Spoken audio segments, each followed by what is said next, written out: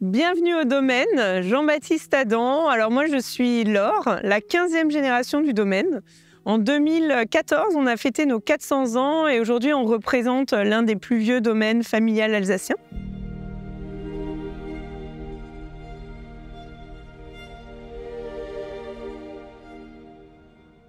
C'est incroyable parce que bon, il y a eu beaucoup d'histoires en Alsace, il y a eu beaucoup de guerres. Certains ont vécu les belles années et d'autres ont vécu des années très très compliquées. C'est ça vraiment qui est super, c'est qu'on a chacun a apporté quelque chose qu'on retrouve encore aujourd'hui et c'est ancré dans le nom Jean-Baptiste Adam, quoi. Un de nos ancêtres était un des premiers en Alsace à se rendre compte qu'il y avait vraiment des différences de goût entre les coteaux et la plaine. Et lui s'est dit, je vais commencer à essayer de séparer un peu les terroirs, donc la plaine des coteaux.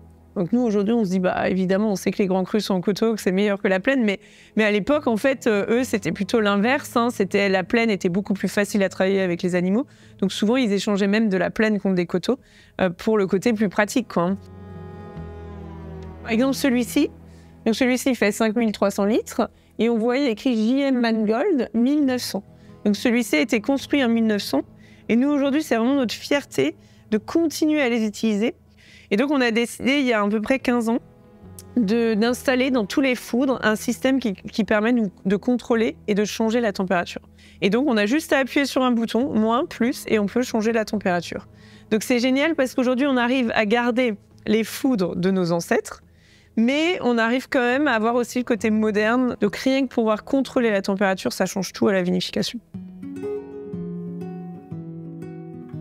Ma famille a connu beaucoup de changements, des changements climatiques et aussi a traversé le temps et a réalisé que finalement la consommation évoluait. À l'époque, c'était des vins qui étaient consommés en plus grosse quantité, donc qui devaient être plus légers.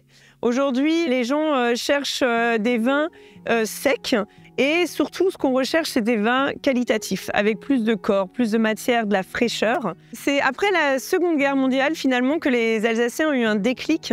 Ils ont voulu se réapproprier leur propre cépage et c'est pourquoi on a beaucoup arraché les hybrides pour planter des cépages moins productifs, des cépages plus qualitatifs qui, au final, expriment beaucoup mieux nos terroirs.